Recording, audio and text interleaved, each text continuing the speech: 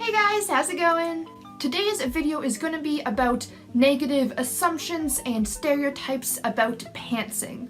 Before we get into it, if you don't know what pantsing is, it comes from writing from the seat of your pants. So basically the opposite of a plotter. Now, speaking of plotters, that's what I am. I love plotting, I love planning out every little detail, I love really creating my world and knowing where I'm going before I get there. So, I'm not an expert on pantsing at all, but I am soon going to be changing that, so stay tuned to the end of the video for this announcement. But let's get into 5 stereotypes about pantsers. Number 1, pantsers don't know anything about their story before they start writing it. Now, I'm sure there's some extreme pantsers out there that are like this, but the majority of them at least have a vague idea of where they're going, a couple ideas they want to throw in, stuff like that. Pantsing doesn't mean that you don't know anything and that you do literally zero planning. It basically just means that you don't have a solid outline that you're following. Plotting and pantsing aren't just only extremes. It's a spectrum just like everything else in the world, a sliding scale. I'm sure there are some people that have zero idea what they're doing and some plotters that know every single detail and just have to fill in the words. But most people are somewhere in the middle. Because I'm quite the plotter, I would say that I'm like here. But not very many people are way over here on the end. They're usually like maybe here or here or here. So it's not necessarily true that they don't know anything about their story. Number 2. Pantsers can't write high fantasy. Now, this is something that when I first started writing seriously and learning the difference in different types of writers, I thought that to write high fantasy, you kind of had to be a plotter, at least a little bit. Going back to what I just said, pantsing doesn't mean that you do zero prep work. So you can be a pantser and still do some basic world building or have an idea of where you're going. I know there are some serious pantsers who do write high fantasy and write it well, but honestly, it's not something that I'm able to wrap my head around all that well because I need to plan out my world before I'm able to get into it, especially high fantasy with a magic system. I need to fully understand my magic system before I get into anything.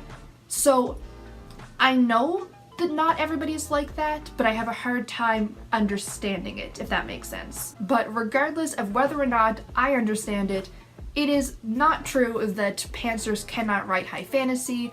They just might not do as much plotting as someone like me would do. Maybe they have a general idea and they're gonna tweak it in revisions, but there's so many ways that you can write high fantasy while being a pantser, or so I'm told. Number 3, pantsers must be messy and unorganized people.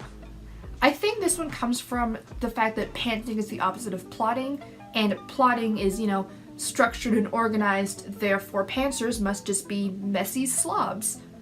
Not necessarily true. A lot of pantsers feel that pantsing gives them more creative freedom. Doesn't mean they're messy, it just means that they are free and want to kind of be able to change things as they go. I would like to throw in that being creative doesn't mean that you're not allowed to plot or outline. For myself, I'm creative and free while I'm doing my outline, and I change it as I go if inspiration hits. But that's beside the point. No plotter talk, we're talking about pantsing. I think this stereotype really just comes down to the fact that pantsing means that you don't have a solid structure for your novel before you start writing it. So they think that, maybe their life can't be structured or organized, or, they're just willy-nilly, see where the wind takes them. Not that there's anything wrong with that, but it doesn't mean that you can't be a neat, organized person and pants novels. Your writing style has nothing to do with your general tidiness. Number 4, pantsers just don't understand outlining. Now, I'm sure this is true for some people because if you never really looked into outlining, maybe you don't know all the little nuances and techniques for it. But to say that people become pantsers just because they don't understand or hate the idea of outlining isn't necessarily true. Like I said, a lot of pantsers go that route because that's how they feel the most creative and that's how they come up with their best ideas.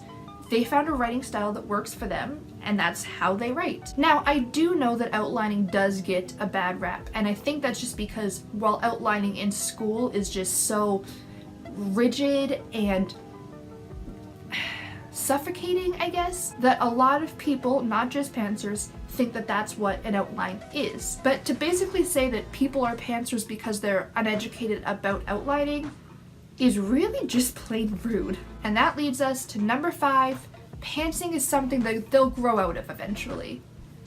Now, this one I can understand where it comes from, because a lot of people early on in their writing journey do start out by pantsing, because that's how they know. They just know, okay, I'm going to sit down and write. They haven't learned everything. A lot of people, they haven't really researched like beat sheets and character profiles and everything like that. So because a lot of people started out as pantsers, learned outlining, learned that they like it, and then moved to plotters, doesn't mean that this is, some like newbie stage that, oh, if you're a pantser, it's just because you're still new and you haven't figured it out yet. But don't worry, you'll grow into being a real writer and outlining. No, to be a real writer, you have to write.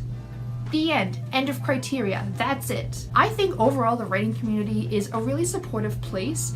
And I think that especially here on YouTube with the BookTube and AuthorTube communities, I think that it really teaches us that there's so many different ways to write and really helps us support each other and not put anyone else's methods down.